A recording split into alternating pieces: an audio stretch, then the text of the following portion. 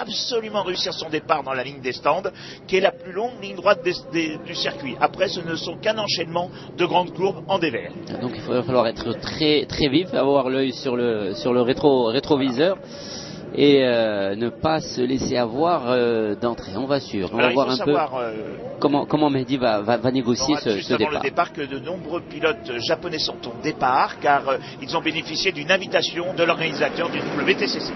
Attention, départ dans quelques secondes.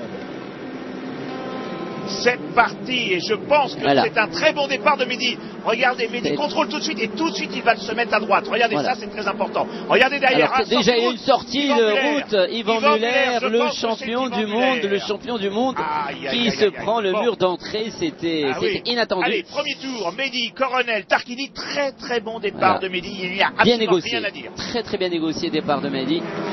On va voir un peu comment il va boucler. Alors les deux Honda, vous avez vu Tarquini, Montero bien parti également. Là on a c'est une Honda, c'est le Honda du japonais Nakajima qui est parti un petit peu à la faute dans l'herbe.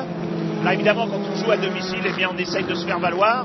Bon, les Japonais ne sont pas des mauvais pilotes, loin s'en faut, mais sur ce championnat du monde de tourisme pour une course, c'est toujours compliqué de jouer aux avant-postes. Alors rappelez qu'il y a 26 tours, contrairement à toutes les manches précédentes. Alors, drapeau jaune, bien évidemment. Pourquoi? Eh bien dans le premier secteur, vous avez vu la voiture arrêtée là à gauche, à droite si vous voulez de votre écran. Eh bien c'est Yvan Muller. Qui fête drôlement son titre de champion fraîchement acquis. C'est pas la meilleure façon, mais je peux vous dire une chose, c'est que Yvan Muller était soulagé à l'issue de cette première course ici au Japon, car les années précédentes, les 3 titres, il les a acquis dans la dernière course et dans les derniers virages de la dernière course du championnat du monde. Alors je peux vous dire qu'il avait vraiment besoin de respirer et il abordera cette fin de saison totalement décontracté. Allez, alors très bon, Mehdi premier évidemment en général, mais premier des indépendants, car vous avez vu Nash Nash pour l'instant que 7ème, et ça c'est important pour le championnat du monde. Et McDowell donc 10ème. Voilà.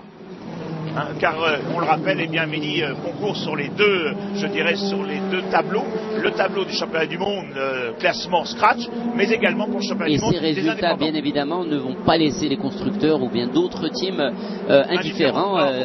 Sûrement que le mercato va bouger cette année. Oui, il y aura un gros mercato à la fin de saison. On l'a vu déjà avec Citroën, mais ce n'est pas fini.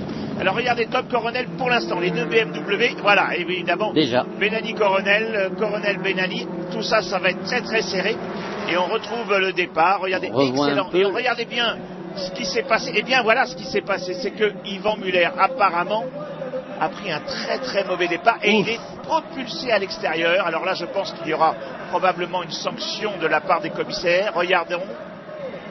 Alors là c'est sa caméra à lui, donc là il n'y a pas grand chose à voir. Mis à part le panneau qui se prend sur le pare-brise. Voilà. Bon ça c'est moins grave, pas de problème corporel, que du matériel. Voilà.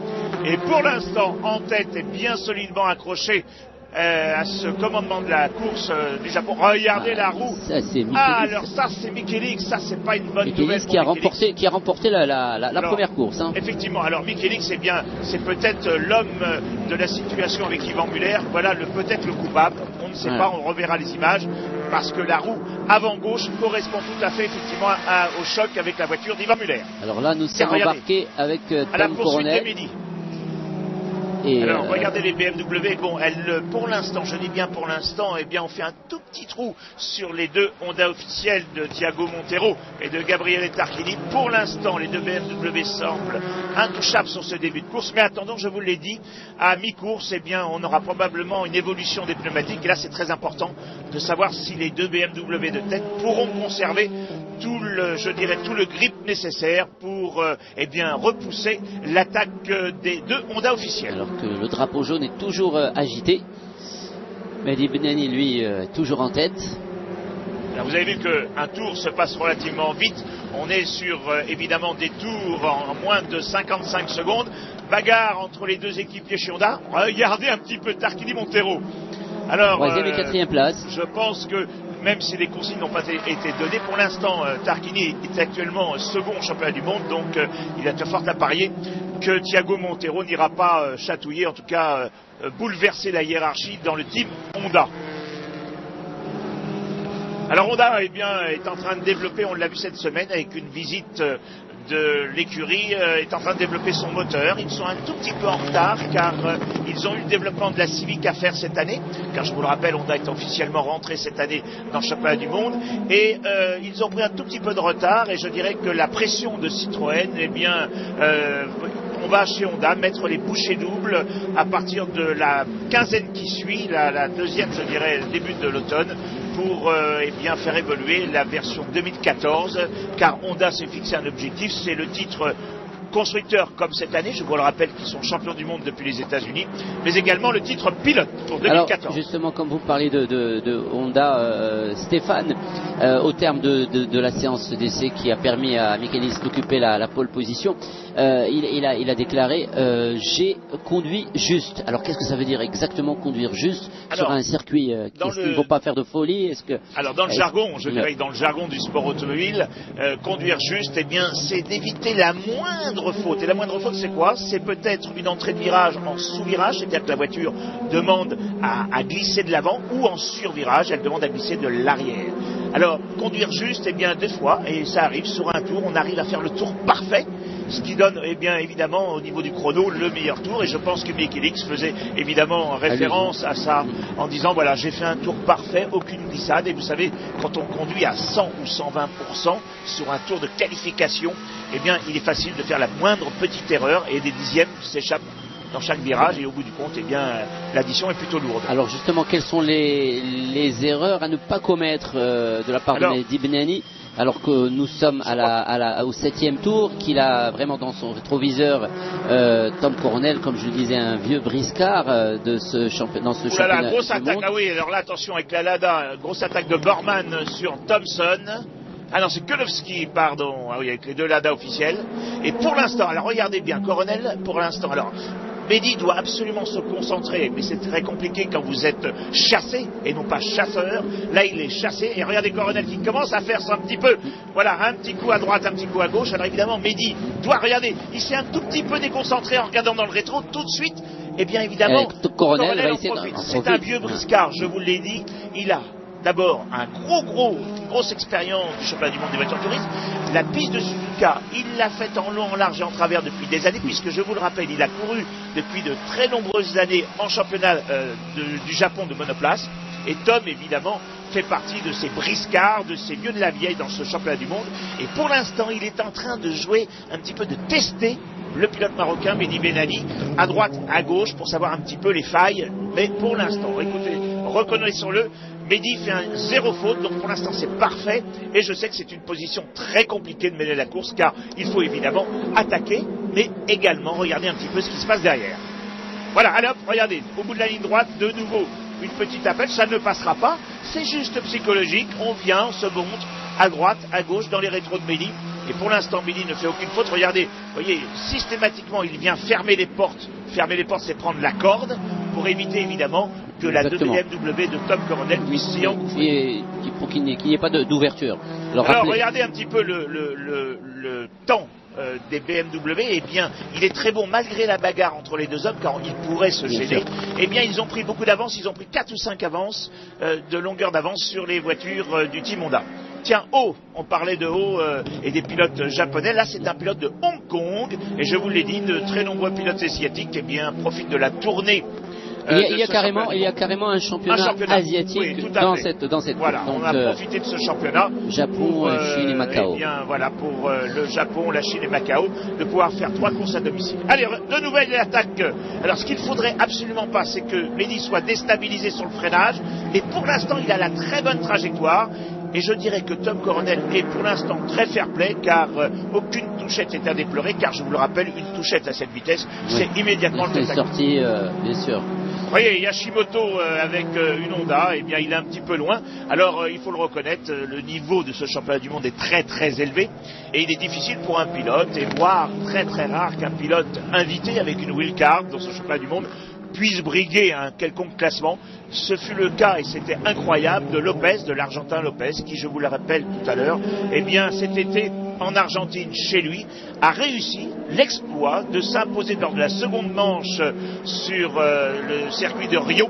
Alors Rio en Argentine, Rio Tormo, et il a réussi cet exploit. Je peux vous dire que, c'était un petit peu aux grandes dames de tous les habitués de ce championnat du monde qui ne voyaient pas d'un très bon œil, un invité s'imposer comme ça à la barbe de tous les protagonistes de ce championnat. Alors là, Stéphane, est-ce qu'il ne serait pas judicieux pour Mehdi Benani, sachant que maintenant, bien sûr, qu'il joue sur deux tableaux, celui des indépendants et celui du championnat du monde des pilotes, est-ce qu'il ne serait pas judicieux vraiment, pas de baisser la garde, mais d'essayer de faire un podium indépendant? Je crois que là, on calcule, nous sommes au bord de la piste, on regarde ça avec beaucoup de détachement. Non, un pilote, c'est une bête de course. Un pilote, une fois qu'il a mis son casque, c'est la guerre, entre guillemets, sans jeu de mots, mais Mehdi est un compétiteur. Et quand on a la compétition dans les veines, regardez les deux équipiers. Quand je vous dis que ils font pas de cadeau. Et c'est Montero, pourtant il n'est pas le leader, il vient de passer son leader. Donc vous voyez, quand on a le casque, quand on est en bagarre, on oublie, je dirais, toutes les consignes. Et pour Mehdi, c'est important. Une victoire au scratch est très importante. Bien sûr qu'il y a le championnat. Et il doit y penser à ce championnat des indépendants. Car il est important pour lui de pouvoir marquer le maximum de points. Mais c'est également important de monter sur la plus haute marche. Je peux dire, ce qui serait une première pour Mehdi, que ça serait une première victoire au scratch absolu, ça serait un moment merveilleux. Et maintenant, effectivement, ça serait terrible s'il ne terminait pas cette course sur le podium. Et ça serait vraiment une première victoire arabe, africaine, donc ça serait mémorable. En tout cas pour ce garçon qui n'arrête pas de nous étonner. Vous voyez évidemment le départ, il y a eu un départ volé, et pour les voitures numéro 8 et 74. Alors pour l'instant, Mehdi fait une course sans faute. Alors attention, parce que vous voyez, on va rattraper déjà les attardés. Vous voyez que ça va vite. On est même pas tout à fait à la mi-course. Et déjà les mi-course maintenant. Il rattrape déjà. Regardez derrière. Pour cette attaque, je crois que c'est Huff qui vient de passer. Grosse attaque de Huff là. Ouais. Et derrière on en profite aussi avec McDowell. Il est sorti. Là, je peux. Alors c'est un des rares endroits, le bout de la ligne droite descente, où on peut effectivement doubler. Regardez après, c'est très. Vous voyez, c'était Huff bien sûr qui a pris le devant sur le pilote de Hong Kong, Neng. Pour l'instant, Huff, le champion du monde, je vous le rappelle, 2012, qui était à l'époque sur Chevrolet, a changé de monture. Et cette année, c'est vrai que les Seat sont un tout petit peu en deçà des attentes. Ouais. Alors là aussi, en Espagne, nous sommes en train de travailler. Les ingénieurs espagnols de Seat sont en train de travailler dur, d'arrache-pied, dans leur coin pour la version 2014. Ça nous promet un championnat du monde très disputé l'année prochaine. Et Deuxième, bien sûr, sera au rendez-vous.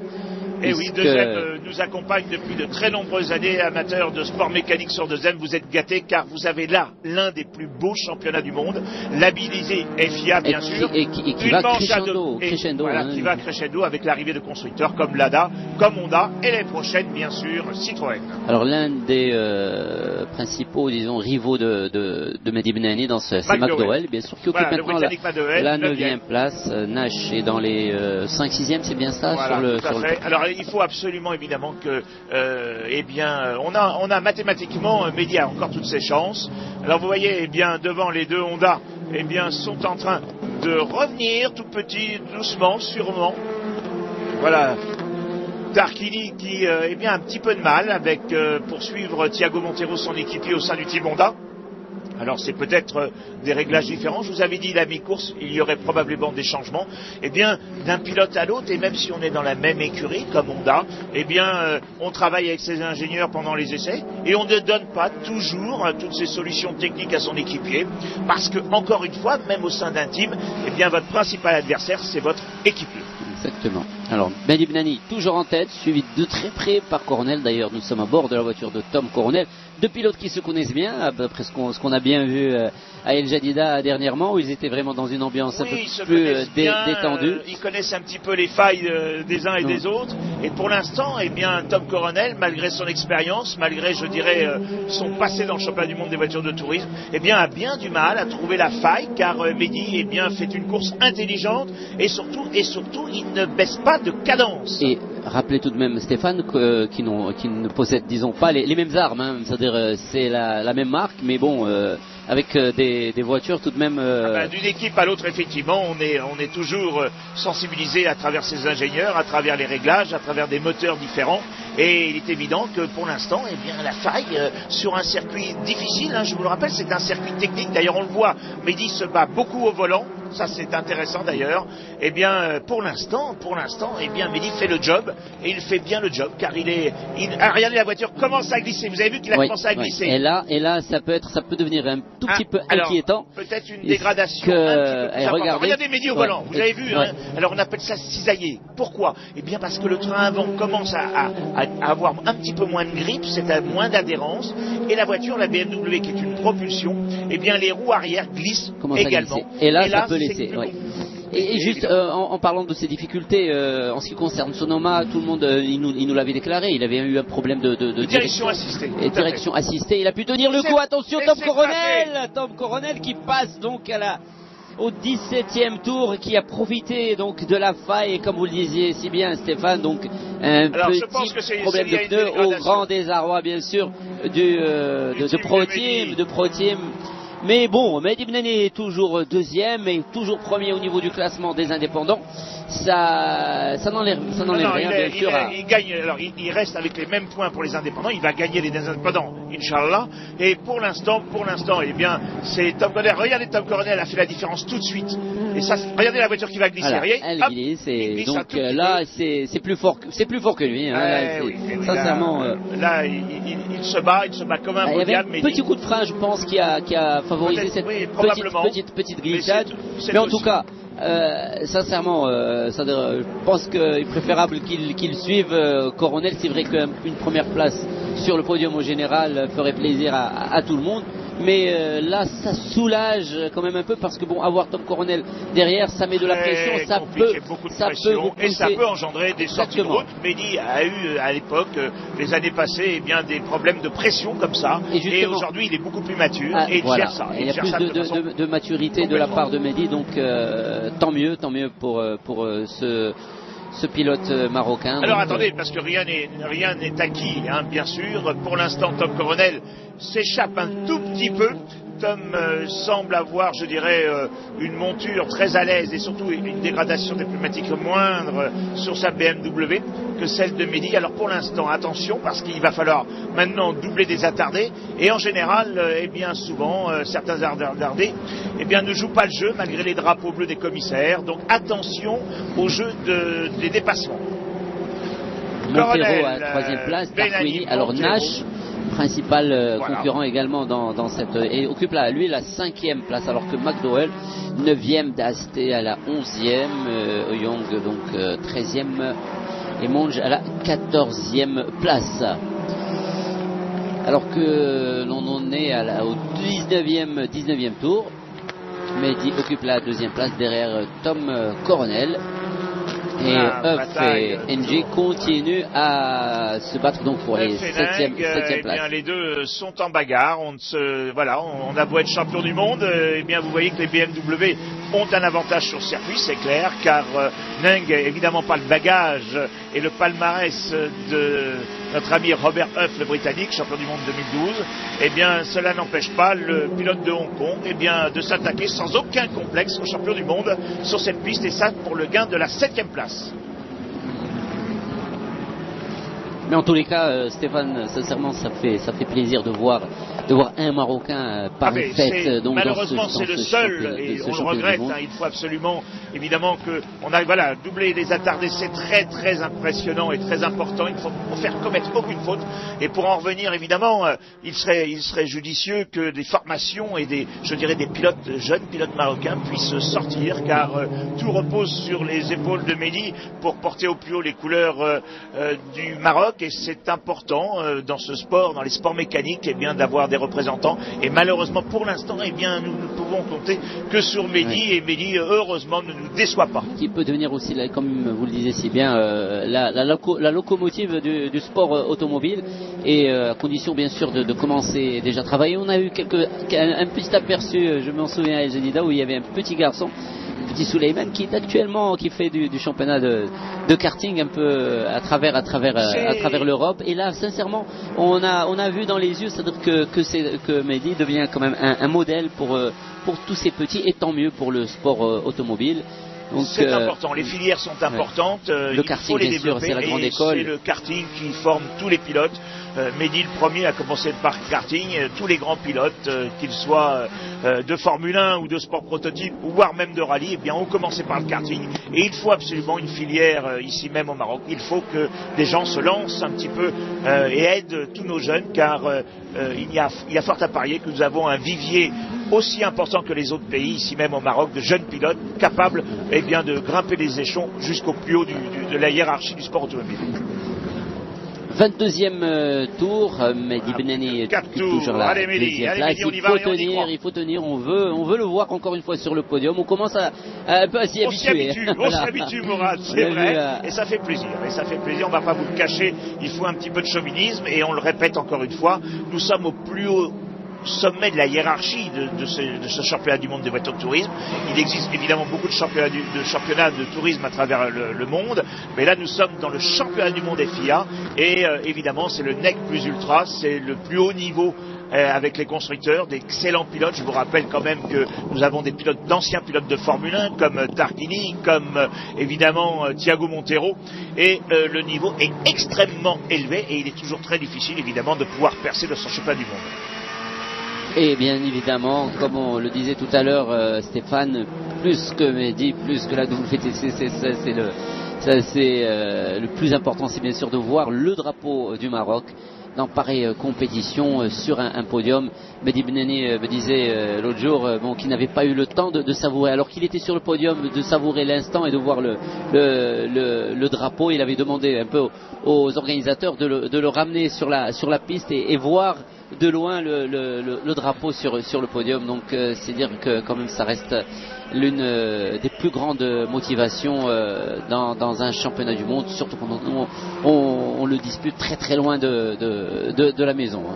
Oui, en plus, c'est vrai qu'il est important évidemment de bien figurer, il est important de jouer même une couronne. Là, c'est effectivement, on est sur un titre mondial, puisque Mehdi a la possibilité de remporter ce championnat du monde des indépendants. Il a la possibilité de porter les couleurs du Maroc au plus haut dans ce championnat du monde, et il faut le souligner, c'est toujours important.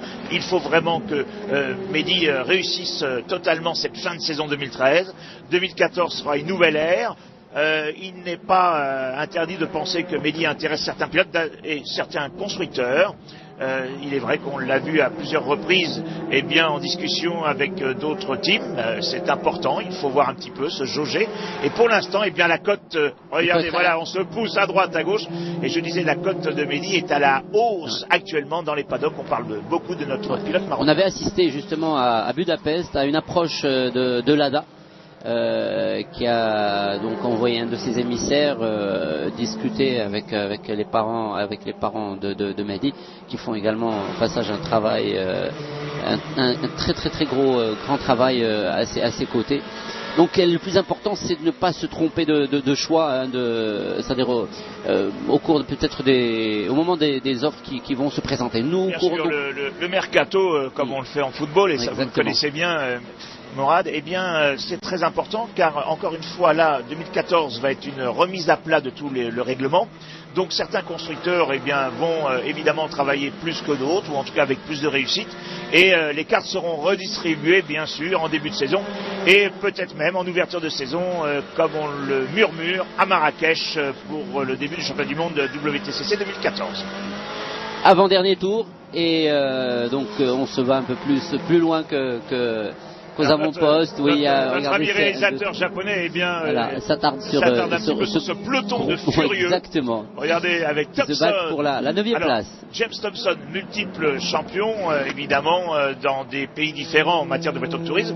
Derrière lui, Bassing. Bassing, c'est le champion du monde GT, Grand Tourisme 2012.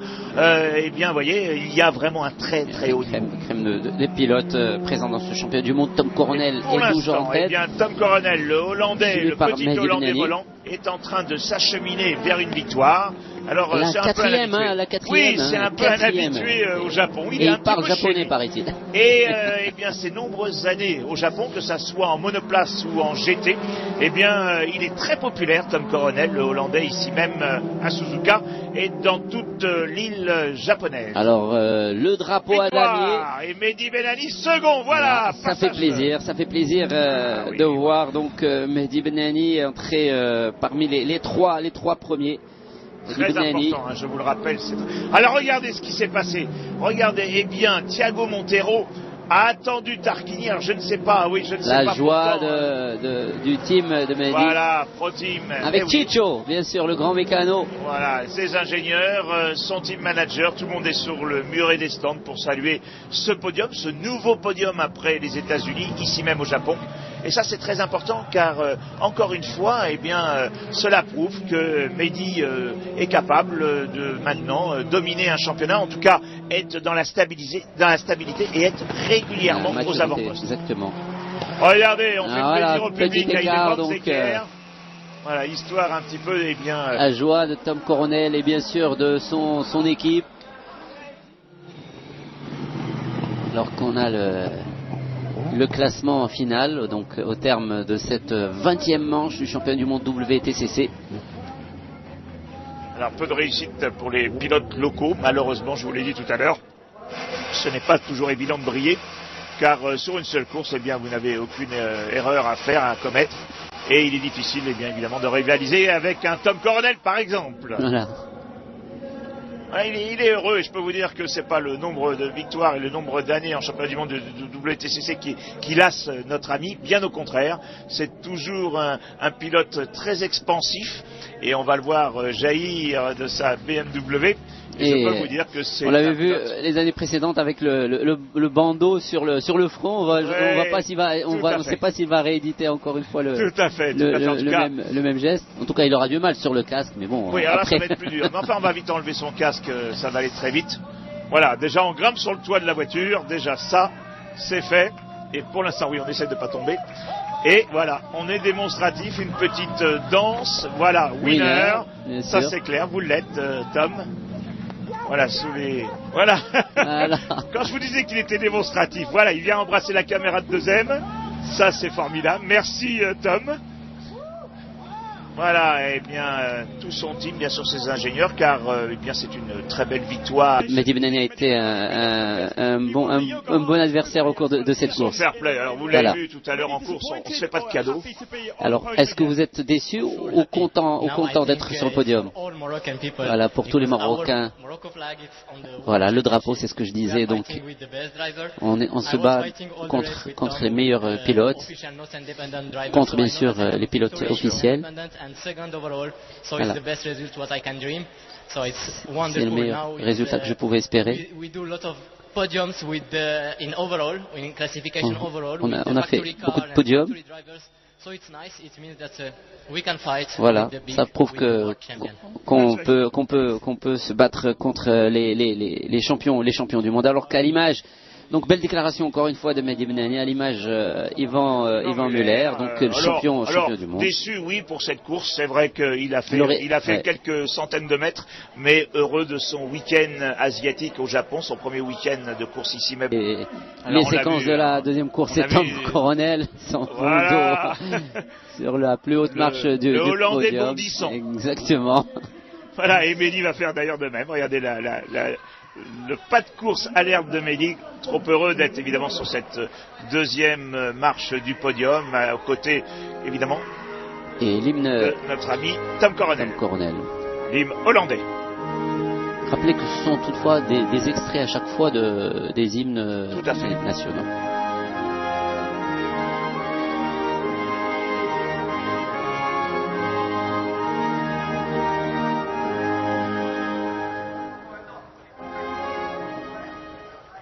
Allez, donc Tom Coronel qui s'impose dans cette 20e manche.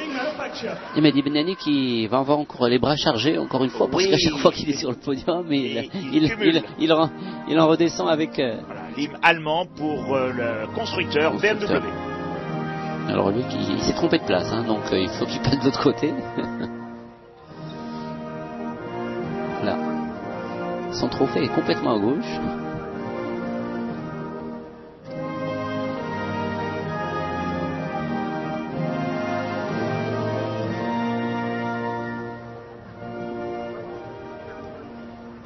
Voilà. Il va se replacer. Lui, il a décidé de prendre des photos avec tout le monde. Alors c'est l'ingénieur, voilà. L'ingénieur de BMW qui est là, le motoriste, un homme de Munich d'ailleurs qui a été délégué par BMW Allemagne pour s'occuper des motorisations. Voilà, troisième est le portugais Thiago Monteiro. On l'a vu, une belle bagarre avec son équipier Tarquini, on ne se fait pas de cadeau dans le Team Honda, avec sa Honda Civic. Et Mehdi Benani. Voilà. Deuxième sous les applaudissements donc de son ami Tom Coronel. Donc ça va être le premier trophée déjà. Voilà. Tom Coronel, donc le trophée du vainqueur.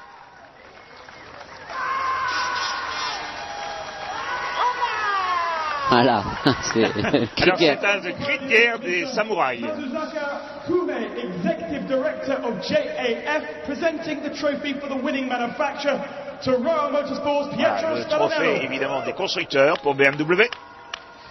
Il y en a encore un autre. Carton plein, voilà. Puisqu'ils font 1 et 2 sur cette course. Voilà, donc un autre encore, un dernier trophée. Voilà, le trophée des indépendants. Voilà, première place des indépendants pour Mehdi Benani. Voilà. Deux coupes. Bravo, très, très beau podium. Bravo Mehdi, bravo donc pour cette nouvelle consécration. Stéphane, on se donne bien sûr rendez-vous pour la prochaine manche. On va continuer notre tournée en Chine, cette fois-ci, une tournée asiatique, avec, je vous le rappelle, des gros points encore à distribuer, car on est loin de tous les championnats, et si Yvan Muller est sacré champion du monde, toute catégorie, sachons-le, Mehdi a encore une chance de pouvoir être lui aussi sacré champion du monde des indépendants. Donc soyez nombreux sur les antennes de Deuxième pour suivre la manche chinoise. Merci Stéphane, merci à tous de nous avoir suivis. Au revoir et à très bientôt. À très bientôt.